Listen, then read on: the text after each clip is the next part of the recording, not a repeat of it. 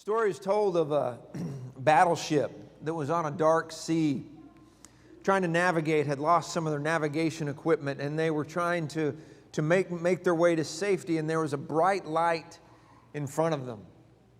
And the captain of the ship got on the communication system and got a hold of whoever would respond to this bright light and said, "Whoever you are, I'm a captain of a battleship. You need to move 20 degrees out of our direction." And the response came back and said, "Sir, you need to move 20 degrees.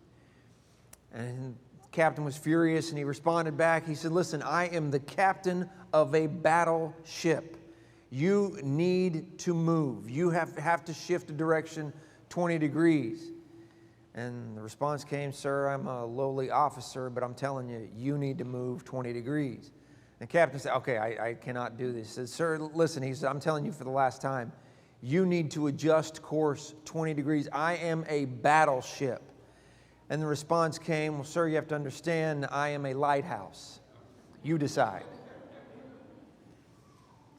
We live in a world that is a dark world. We live in a world that is trying to light its own way, if at all possible, or a world that is trying to get us to adjust our course, trying to get us to change the direction that we live, trying to get us to change how we approach the world around us. We're in an ever-present battle between good and evil. And we are in that world. We are called, we are charged by Jesus to let His light shine to the world around us. And that is a difficult task. It's a task that is sometimes unwelcome. It is, as I've just said, it's a task that sometimes the world tries to get us to divert from, get us to go a different direction and to think things differently. But the absolute answer is, whether the world wants to hear it or not, we have the same perspective as that lighthouse. We want what is best for the world around us. And the thing that we can do best for them is to direct them out of sin, out of darkness, and to the light that is Jesus Christ. This morning I want us to look a little further at this idea of shining the light of Jesus into the dark world. And as we look at this idea of shining the light of Jesus, I want us to look at Mark chapter 5. And we'll look at the first several verses of that chapter. See, we need to see the light that we shine into the world is Jesus Christ. The world needs that light. Sometimes the world doesn't want to realize they need that light. And we need to understand that we need to have confidence that the light that is Jesus Christ can really change the world. We need to believe that. And we need to realize that we have also, no matter what our situation is before we came to Christ, no matter how good of an individual we were, no matter where we were, no matter how bad we were, when we came to Christ and we were immersed into Jesus, when we had our sins washed away and we became a child of God, as these two that were mentioned this morning have just done, that we have a responsibility to let the world know what God has done for us. That we have a responsibility to let that light shine in a world that, again, may not be crazy about it, but a world that needs to know who Jesus is. Even if they don't want to know, even if the world doesn't appreciate what we do, we will shine for Jesus anyway. So let's look together at Mark chapter 5. Let's look at the first few verses here. And what I believe that we can see here is that without Jesus, the world is indeed a dark place. Let's look at verses 1 through 5. They came to the other side of the sea in the region of the Gerasenes. As soon as he got out of the boat, a man with an unclean spirit came out of the tombs and met him. He lived in the tombs, and no one was able to restrain him anymore, not even with a chain, because he had often been bound with shackles and chains, but had torn the chains apart and had smashed through his shackles. No one was strong enough to subdue him. Night and day among the tombs and on the mountains, he was always crying out and cutting himself with stones. What we see right off the bat is a pathetic, sad picture. Jesus is greeted by a man who is possessed with a demon. Now, I'm not going to attempt to get into trying to explain or even understand how that worked in Jesus' day. It just did. But what we do know is that these forces of evil ultimately are forces of sin and Satan. So in some way or another, this is the responsibility of Satan. That this is a man who has, for whatever reason, however that worked, we don't get. But this is a man whose life is miserable.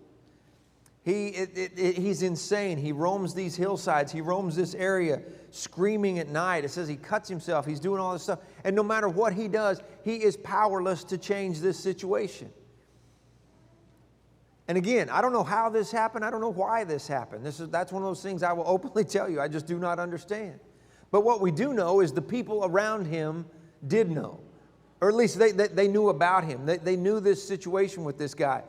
It says that he couldn't be chained anymore, which tells us that they had tried to do something. And it seems as though they have taken him and stationed him or tried to chain him up outside the city, because like a lot of people in our society, sometimes when we have problems like this, the best thing we can do is get them away from us. Put them somewhere where we don't have to see it, don't have to deal with it. And this is apparently what the people did. But even no matter what the people had done, the people had taken their own action, the people had done what they could, still powerless. The man was still in the same state no matter what the people tried to do.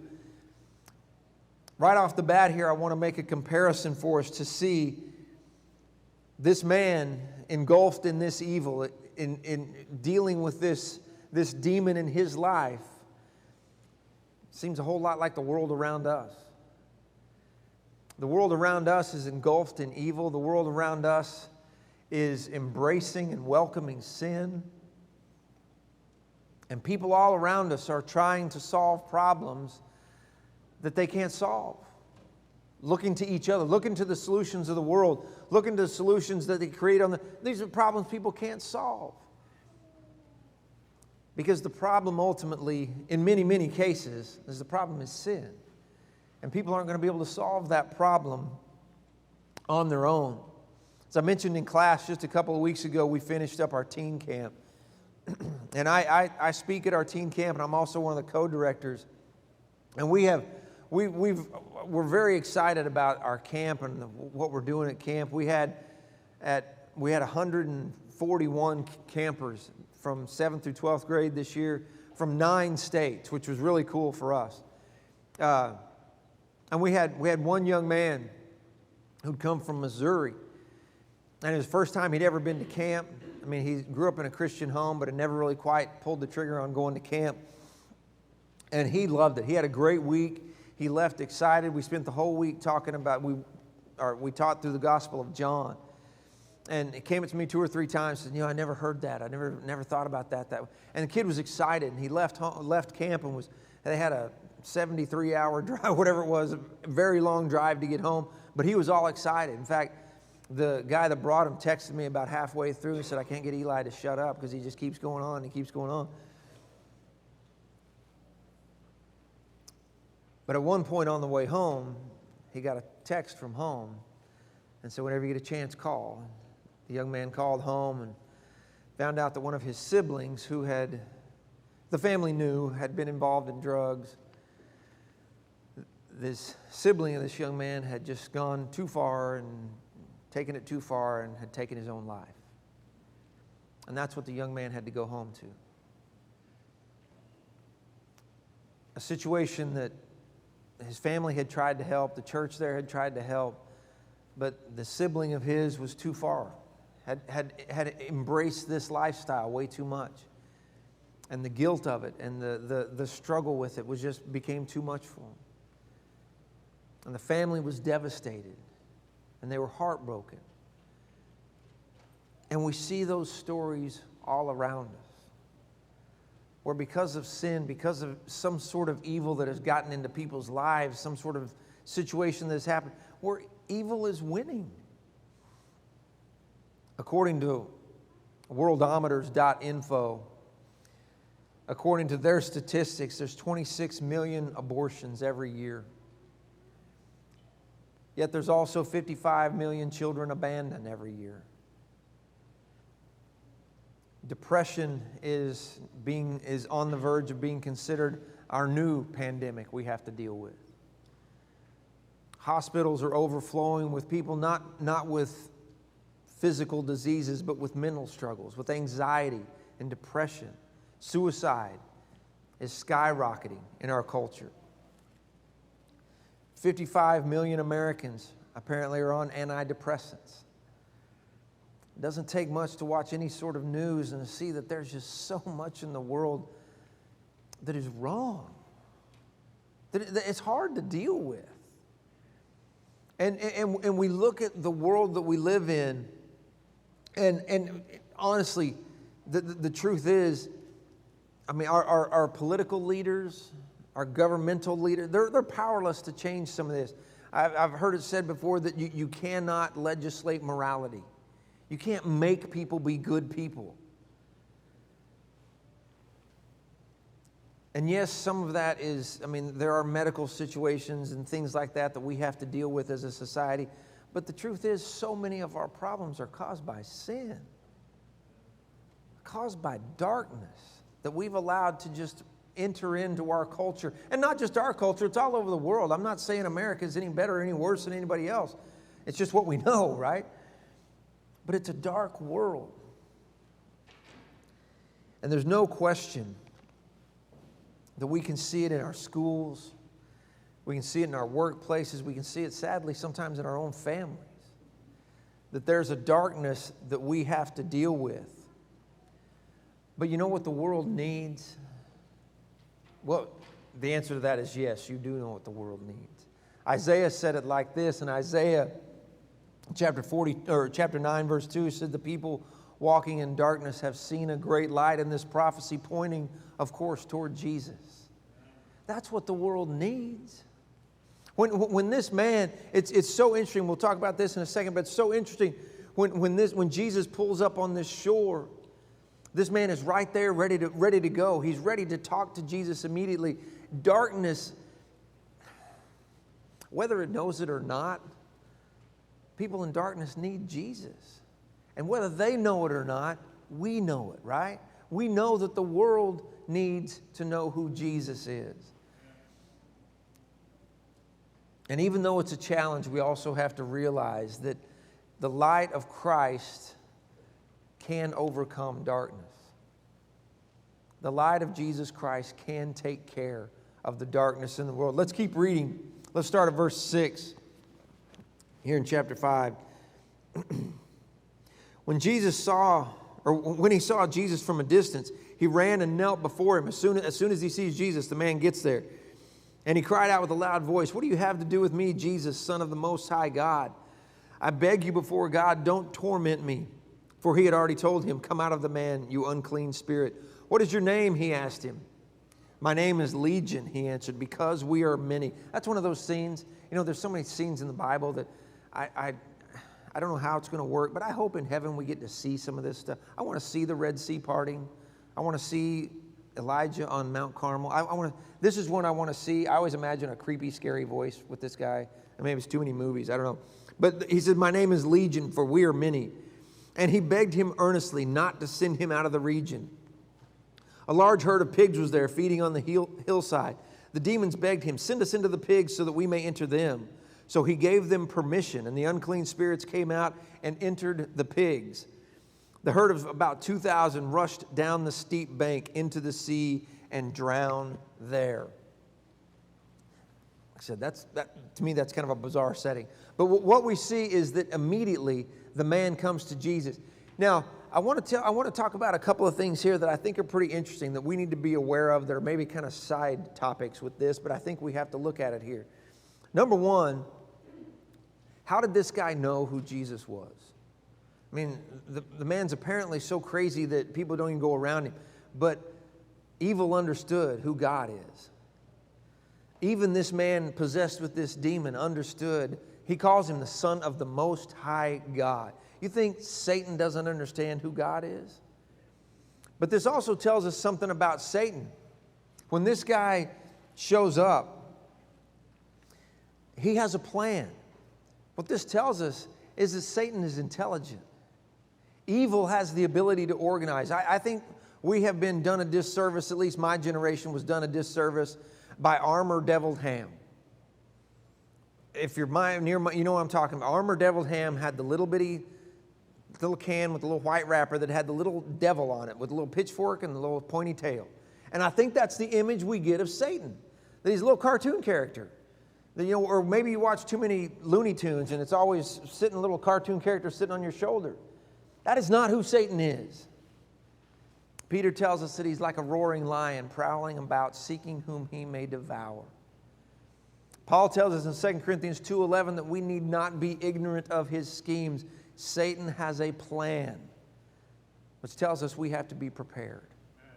This man was prepared for Jesus. Whatever this thing, however this worked, as it says immediately, the word Mark uses so often, immediately, this man came to Jesus. So Satan has intelligence. Satan has a plan, but this also tells us something about Satan here, that Satan is always working to oppose Jesus. We don't really know what the situation here was, but it doesn't seem like Jesus' intent was to get to this, wherever he was on this side of the sea, and deal with this man immediately. But this man's plan was to be there immediately. Satan is always going to work to oppose Jesus. We've dealt with this in so many different things over the years. Last year, you all dealt with the same thing here. Yours happened at camp. Right before our camp last year, we had an outbreak of COVID. That we were trying to figure out, do we have camp? Do we not have camp? What do we do? We put in all these sanitation things, and our staff reports Saturday to camp. Friday night, I'm on the phone with our camp board directors, and at 11 o'clock, we finally decide, okay, we've already got people coming from out of state. We've got to just pull the trigger and just pray God takes care of us. We had 16 baptisms at camp. Satan was working to oppose us. Satan planted those seeds of doubt. Yes, I get it, COVID is whatever it is. But because of that, we were reacting in a way the world wanted us to react, in a way that Satan wanted us to react. We were backing away. But we went ahead. And 16 new Christians. And I don't know, I feel like I have to say this to defend myself. You know what camp baptisms are sometimes, where you have the kids get too excited and just kind of get caught up in the flow. 15 of those 16 kids were back at camp and are faithful. For a year, for a teenager, man, that's so great. But Satan didn't want us to do that. You guys have dealt with that. I'm sure you've dealt with planning things and planning events, and something comes up and somebody has a doubt and somebody doesn't want to do it because Satan doesn't want us to succeed. Satan doesn't want the light of Jesus to impact the world that he is in control of. Satan will always work to oppose Jesus. Now, when we think about this, if we fast forward, we have to think about what happens here. It seems sometimes that evil always wins. Sometimes it seems like the bad people always get ahead. And really, even in this situation, if we fast forward, what Satan was trying to do, what this demon, whatever it is, was trying to do, is to get Jesus to leave. And he does. Jesus leaves the area. And I wonder sometimes, kind of like I wonder about the crucifixion, I wonder if in this moment Satan thought he'd won a little victory. If at this point Satan's like, all right, I ran him out of this area, I'll get him in the next place. It's like on the cross. You know, when Jesus dies on the cross, I don't believe Satan knew what was coming. I think Satan probably thought for 3 days things were just great. That he came to earth, his own people rejected him, and they killed him. And then that tomb came open, and things changed for Satan. But in this scene, the point is to try and get Jesus to leave this area, and Jesus does leave.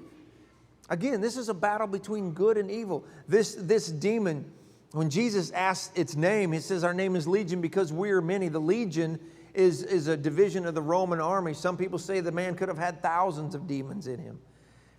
We don't know. I mean, we don't know if it's 3,000, we don't know if it's 5,000, 10,000. That's a great theological debate that scholars talk about. I'm going to tell you the answer. So be ready. I'm going to tell you the answer. How many demons the guy had? It does not matter. It doesn't matter how many demons there are. It doesn't matter how possessed, if that's even a term, how possessed this guy was, because Jesus wins. In one sentence, what Jesus said, in fact, Mark even says it in kind of passing, kind of how the Bible sometimes does sometimes. Because it says that in verse 8, it says that Jesus had already told him one thing. Jesus said, get out. And that's all that mattered. And we need to remember that. It doesn't matter how strong the evil in the world seems. It doesn't matter how prevalent sin seems in the world around us. Ultimately, Jesus will always win. Light will always overcome darkness.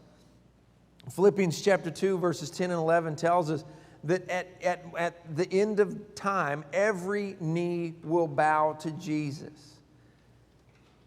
Every knee. Light will always win. Jesus will always win.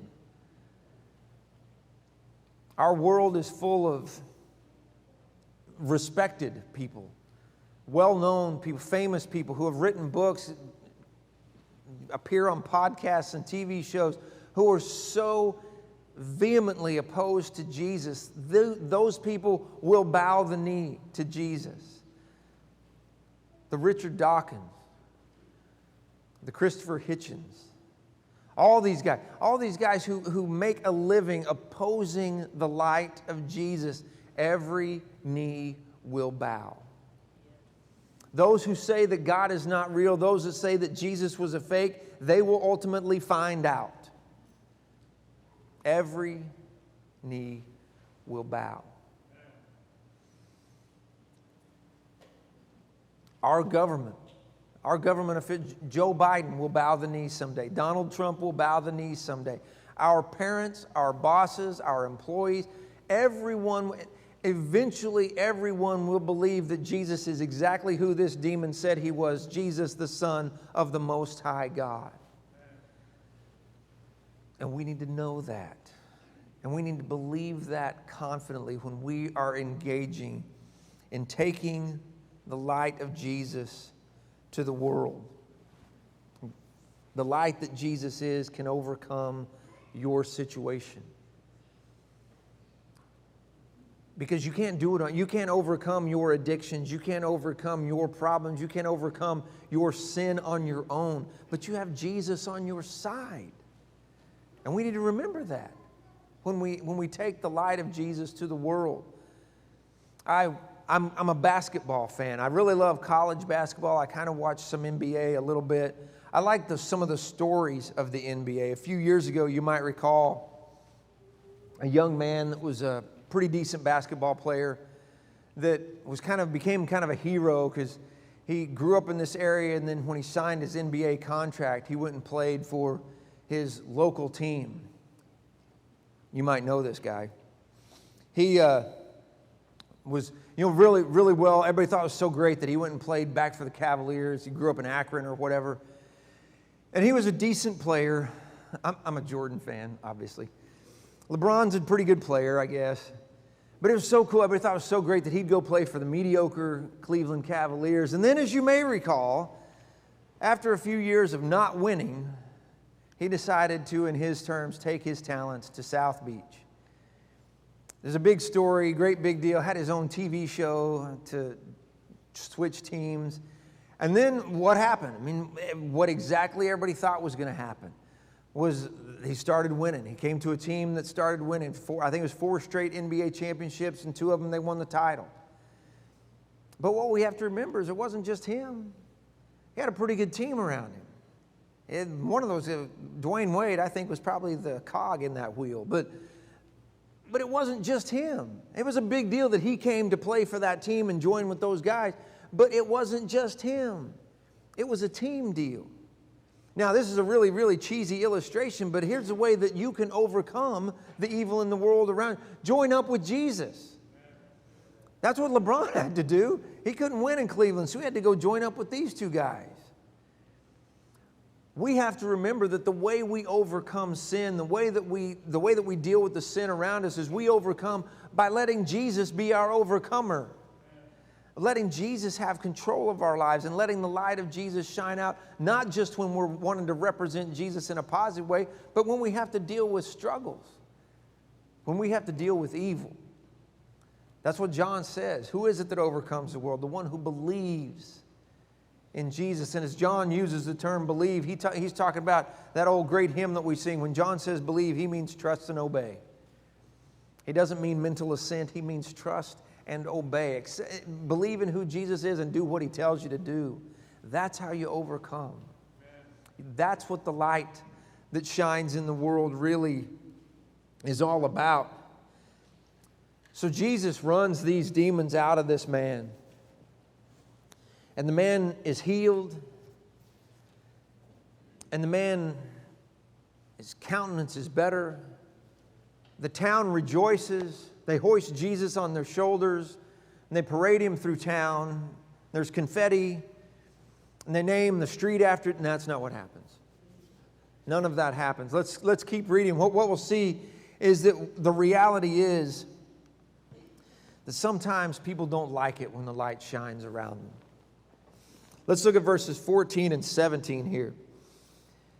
The men who tended them, the pigs, this is what we're talking about. The men who tended the pigs ran off and reported to the town and the countryside, and the people went to see what had happened. They came to see Jesus and saw the man who had been demon-possessed sitting there, dressed and in his right mind, and they were afraid. Those who had seen it described to them what had happened to the demon-possessed man and told about the pigs. They're telling people about the pigs, not about this guy who's been demon-possessed and chained. They're telling people about the pigs. Then they begin to beg Jesus to leave their region.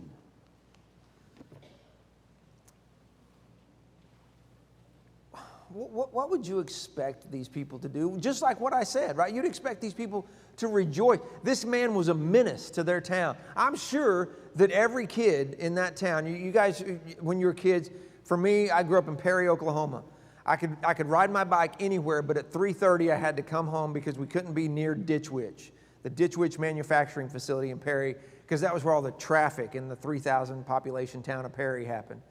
There's areas you can't go. I bet this was an area parents told their kids, do not go near that mountain where that crazy dude is, because you stay away from that guy. And that's over.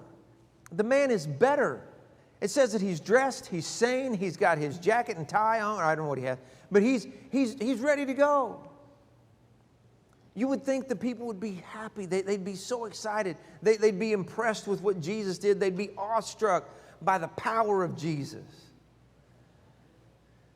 They'd be glad their kids were safe. They'd be glad there wasn't some crazy guy screaming in the mountains anymore. You'd think they'd be glad that this man was right. But that wasn't their reaction. That wasn't what they wanted. They were afraid. They didn't want Jesus in their area. Why is that? Why were they afraid? Because people don't like it when change happens. People kind of like the status quo. And I'm telling you, in many, many ways, I am that person. My kids, my kids are still at home because they can't afford to move out yet, I guess.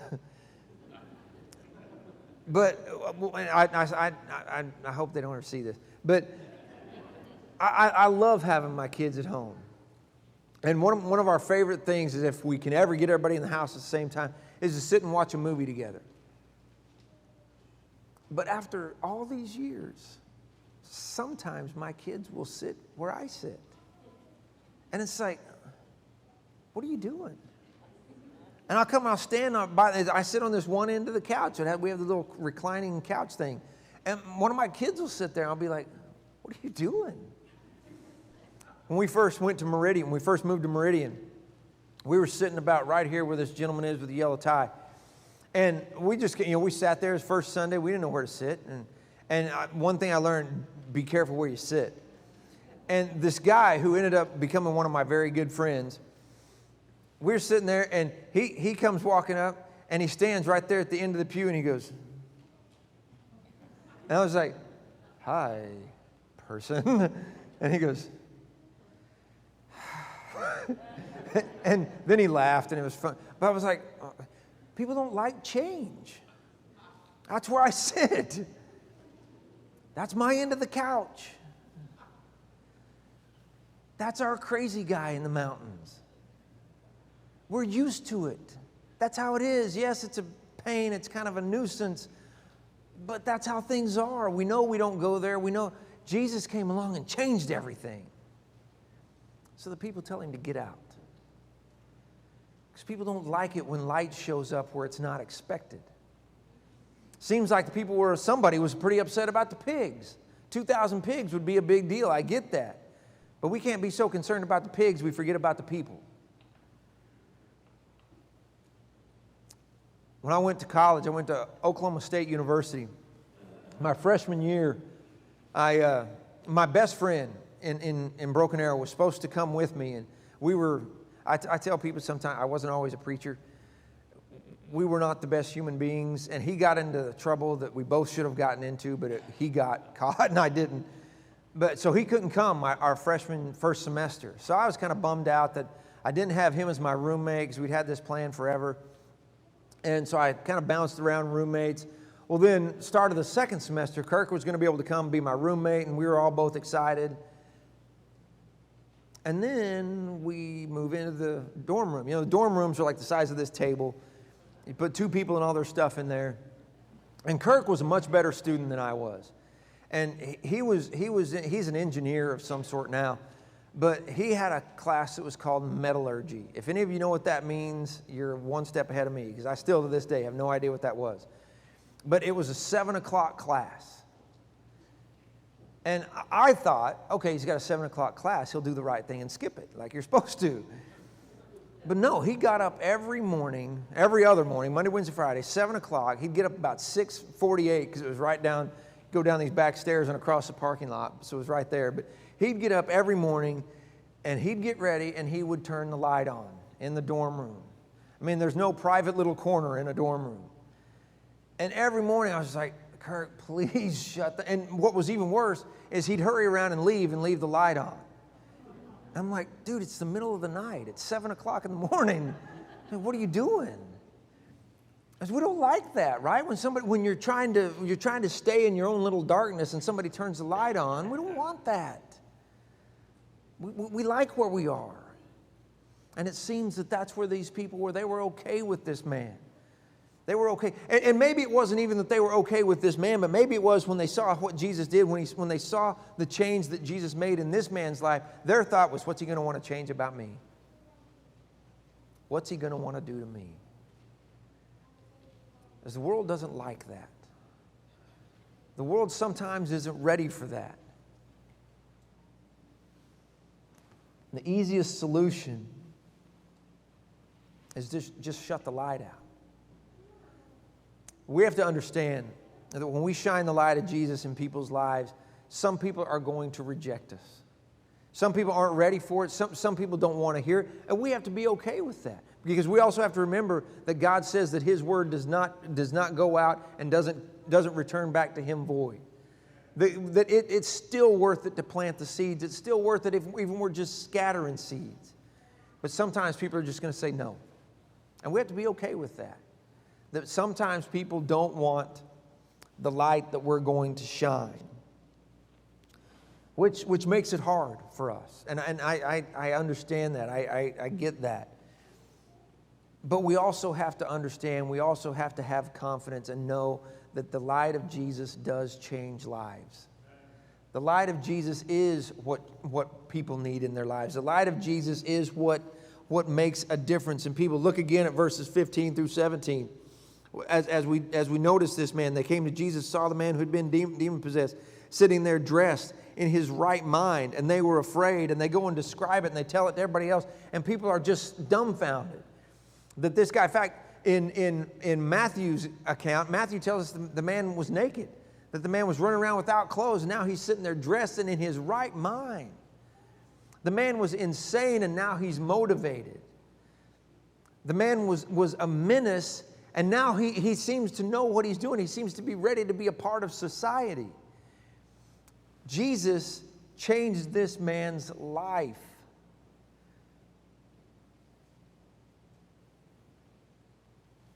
I don't know any other way to think about.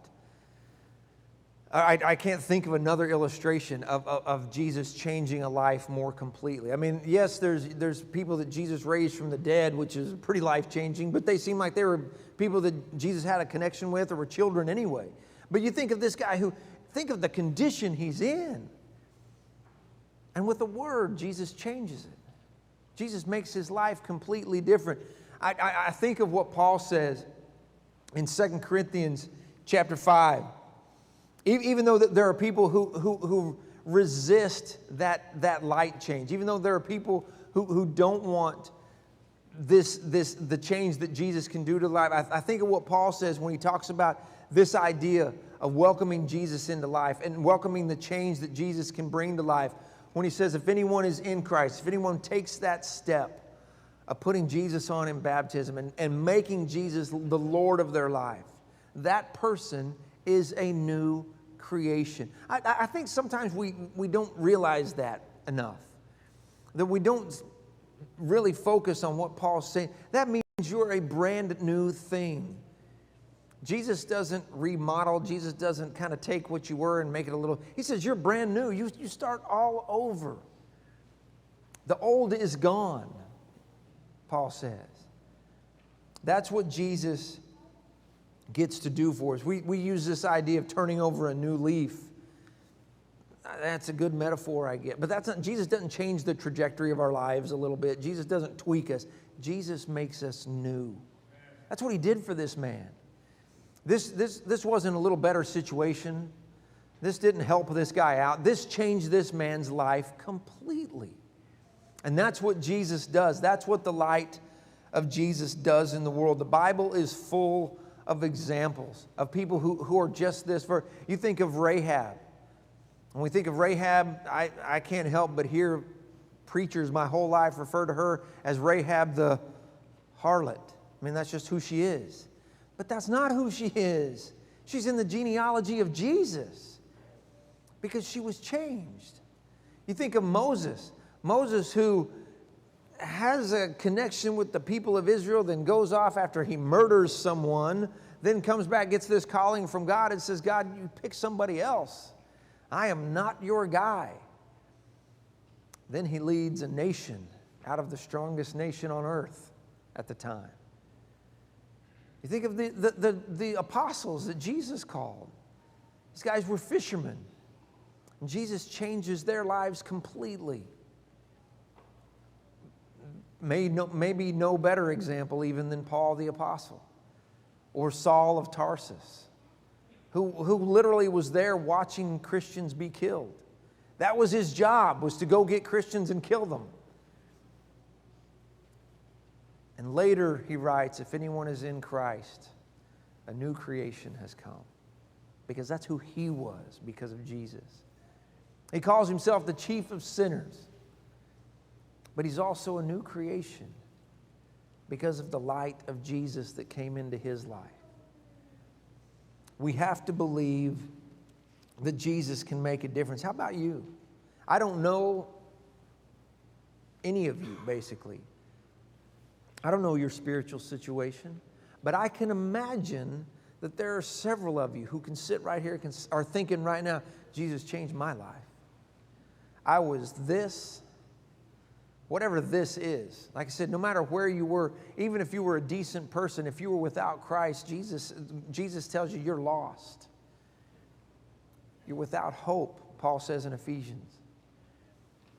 Without Christ, you're without hope. Wherever, maybe you had some addiction, maybe you had some deep struggle in your life before you came to Jesus. Then you've come to know who Jesus is. You made him the Lord of your life, and you're brand new. There's got to be somebody in here with that story because that's what Jesus does.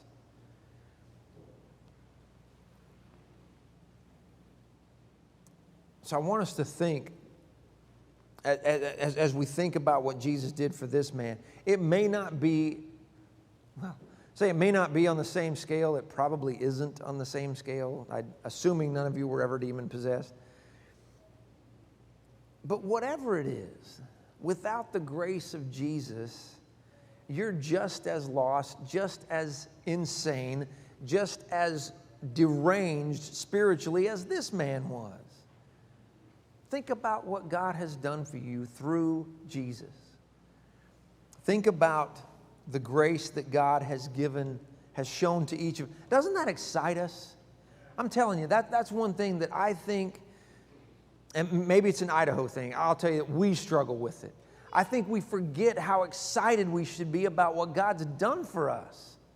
Instead, we come to church and we're prim and proper and we do the right things and we don't sin.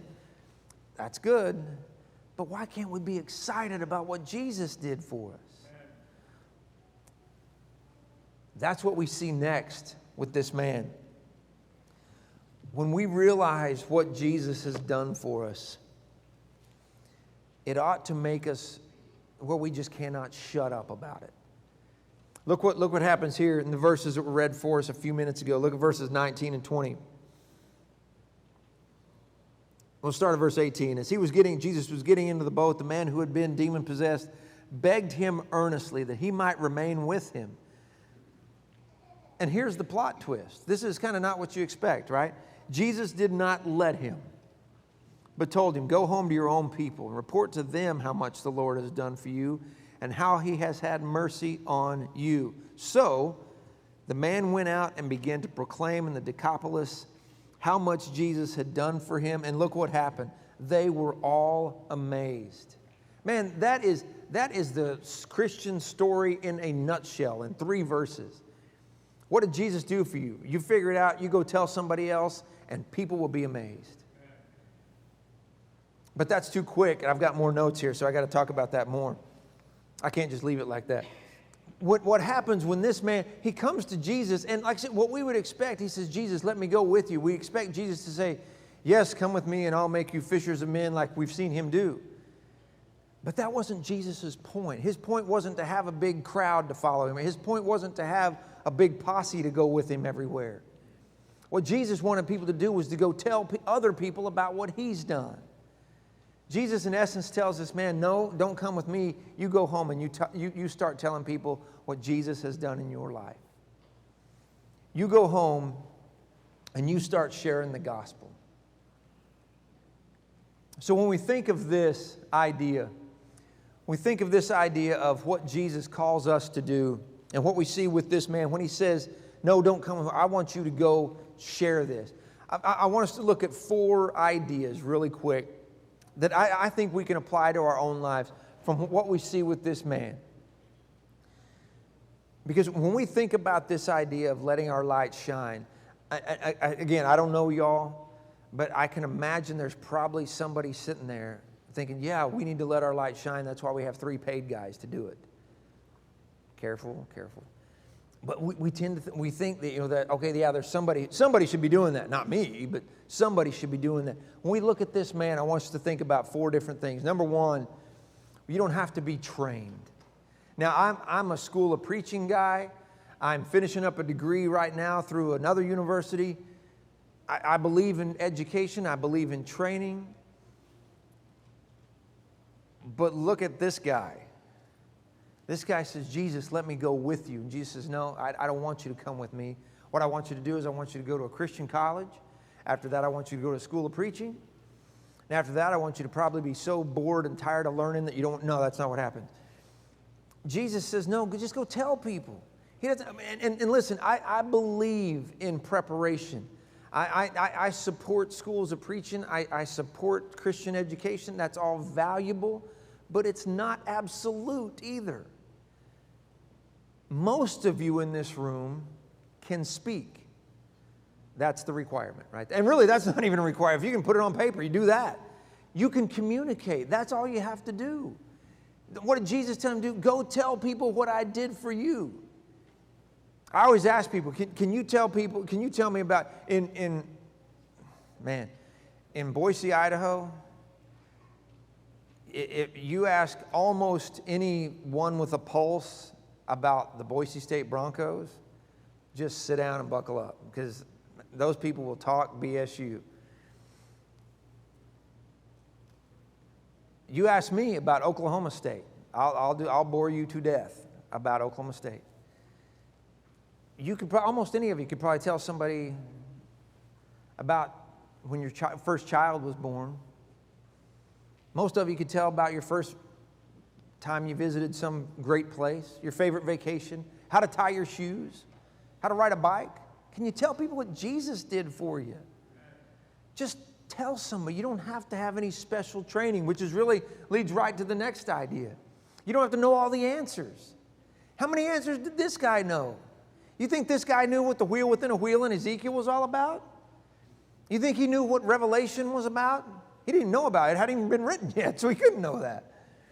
But you don't have to know all the answers. Too often we use that as our defense mechanism to say, well, I don't know my Bible all that great, so I don't want to talk to people. Okay, number one, solve that problem. Get to know your Bible better is the other thing. But you don't have to know all the answers. This man didn't know. You know what answer, the question he knew the answer to? What did Jesus do for you? He knew that answer. And he was willing to tell people that answer. If you don't understand prophecy, if you don't understand some things about the Holy Spirit, that's okay. Work on it, figure it out. But you don't have to share with people stuff you don't know. If people ask you questions you don't know, just tell them, hey, I don't know that, but I'll connect you with somebody who can help us. But for right now, let me tell you what Jesus did for me. That's the only answer you need to know to get started. You don't have to be successful. You don't have to be a person of great reputation. I've heard so many people say, I work a lot with our young adults, our young families back at home. And I've had some of them tell, when we're done raising our kids, when I've advanced in my career, then we're really going to get active in church. But, we're so focused on this or that right now. Again, I want to take those people and say, well, let's go look at Mark chapter 5. You think this guy was considered successful or a man of great reputation? Dude just put on clothes for the first time in a while. I mean, that's square one. And he's telling people about Jesus. You don't have to have everything together in your life. You've all heard people say, I'm too bad to go to church. If I walk in a church building, the walls will fall. That's crazy. That's an excuse. And it's the same thing for us. When we say, I don't know enough, I don't have the answers, I'm trying to do this or that in my life before I tell people about Jesus. Are you serious? This man was chained the day before, was cutting himself with rocks 15 minutes ago. Now he's telling people in the Decapolis about Jesus. You don't have to be successful. You don't have to have it all together before you tell people what Jesus has done in your life. And the last thing isn't a don't. But we have to remember Jesus says go, not come. Now, let me clarify this. Jesus does call us. He says, come follow me. We get that. That's big picture. And Jesus does say, through His Word, He says we need to come together. We need to worship together. We need to assemble. When it's time for us to be together to assemble, we need to be here. And again, I can say this because I'm leaving in a few hours. You need to be here. I don't care if you don't like Bible class, be here anyway because somebody else needs you here. It's good for me to see you in Bible class, whether you listen or not, and you should listen. But if you don't like to come on Wednesday night, come anyway because it's good for you. Because Jesus says, come be together, come grow, come experience each other, come grow in your knowledge of Him. But ultimately we have to, and we see it right here with this guy. Jesus says, you know what? You can't come with me right now. Because what does Jesus see? John tells us that Jesus knows the hearts of men. Jesus knows this dude's on fire. Jesus says, you know what? You don't need to be with me. You need to go into town. You need to go tell those people what I've done for you. And it's so great. That's exactly what Jesus says. Just go tell them what I did for you. So that's what Jesus tells us. Sometimes, yes, we have to come together, but we have to remember our objective is go. Go into all the world. Go into Palm Beach County. Go into your neighborhood, in your school. Go tell people what Jesus has done for you. And I'll tell you this too. I always encourage people to figure out what your story is. Figure out what your Jesus story is. I mean, for me, I'll tell you, I was baptized as a young kid, as I was kind of a punk very, very early in life, and I knew it. And I told Josh yesterday, I told our youth minister, Judge Morris, when I was baptized into Christ in Broken Arrow, Oklahoma on July 11th, 1981, I came out of the water and I told the judges, y'all better change that water. Because you shouldn't put anybody else in that water. And I was a kid, and I knew, maybe I had a vision of what was coming, I don't know. But I tell people, I was faithful for a long time. And then, I was one of those seeds that kind of got choked by the world. And I was a bad kid. I was in trouble. I did a lot of stupid stuff. And then something clicked in my head when I realized it's time for me to fix my life. And God dropped Kara Bell into my life. Now, I put off trying to meet this girl, my sister trying to set me up with my wife, who's now my wife. And I wouldn't do it. And at some point, it just clicked into place. And that was a life changer. And it was because of it's because I had a background. It's because I had been rooted in who Jesus is. But there was something that drew me back to who Jesus was. I had a lot of good influences. I had a lot of good friends that would call me and see me out at places and say, how come you don't come to church? How come we don't ever see you? And I let Jesus have control of my life again. We need to have our Jesus story. We need to tell people, here's what Jesus did. It took me from a place where I wasn't sure what life was going to do to me, and I won't give you a lot of details because it's just embarrassing. But when I finally allowed Jesus to be the Lord of my life again, He changed my life completely and made it better and gave me a beautiful wife that I do not deserve and kids that I think I do deserve sometimes. But know your Jesus story. So when people ask you, hey, what's the deal with you can tell them. And I'll tell you this, if you don't know it, you better rethink it. Because it may be, I was baptized when I was a kid for whatever, I don't know. Rethink it. Because Jesus tells this guy, go and tell everybody you know what I've done for you. Anybody can do this. Anybody who has been touched by Jesus, anybody who has had Jesus make a difference in your, and by the way, that's all of us. We can all do this. We can all be those who let our light shine in the world around us.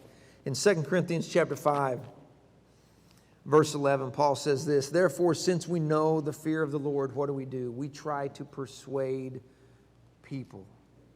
That means that we're begging and pleading with people. Since we know the fear of the Lord, he's saying because we know what God has done for us, we know what Jesus can do for our lives, we know what ultimately awaits those who don't bow the knee to Jesus, and that's a harsh reality too, but we have to be real about that. But we persuade people. We shine our light so people can see Jesus in us. Then in verse 20, he says, therefore, we're ambassadors for Christ. Since God is making his appeal through us, we plead on Christ's behalf, be reconciled to God. And then he says the reason we do that is because God made Christ sin on our behalf so we could be his righteousness. We've already seen this idea of the light of the world and the city on a hill and the salt of the earth. We have to remember that as light, as salt, that means that we're ambassadors.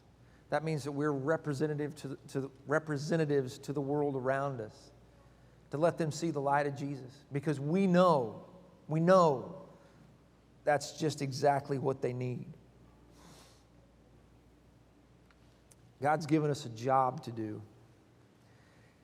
And that job is that we shine his light. And we shine his light so that people may see our good works and give glory to our Father who is in heaven. That's a hard job. It's a hard thing to do. You may say, listen, people don't want to listen.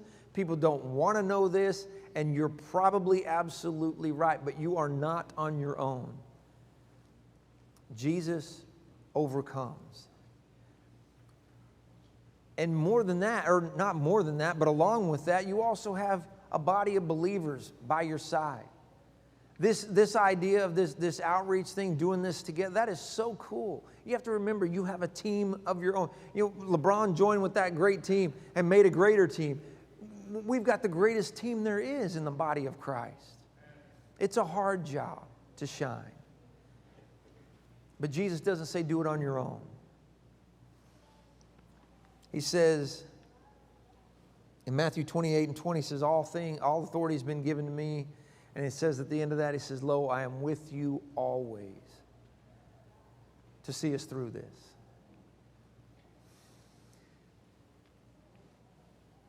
You think about the impact Jesus made on this man's life. And you think about what Jesus told him to do. He told him to go to go tell people. Townspeople told Jesus to get out. They didn't like this whole idea. But apparently this man did his job. Because the next time we see Jesus in this region, there's 4,000 people waiting to be fed. One person can make a difference. One person. Maybe that one person is you. Maybe you're somebody who's outside of Christ right now. Maybe, like I said, I don't know y'all. Maybe you want to start in that relationship with Jesus. You want to be part of that light. Well, you can do that this morning. You can be immersed into Jesus. Have your sins forgiven. You'll be a new creation and start all over. We can help you with that this morning. Or maybe you're a Christian this morning and you know your light's not shining. You know you've kind of let your light, you put it under the bushel. No, like you're not supposed to, and that song told you that. And maybe you like the prayers of this body to help you shine your light again. Whatever your need is, this church family can help. We're going to stand and sing a song in just a minute. If you want to come up here, somebody can help you with that. Whatever you need, let this church family help you while we stand together and sing a song of encouragement.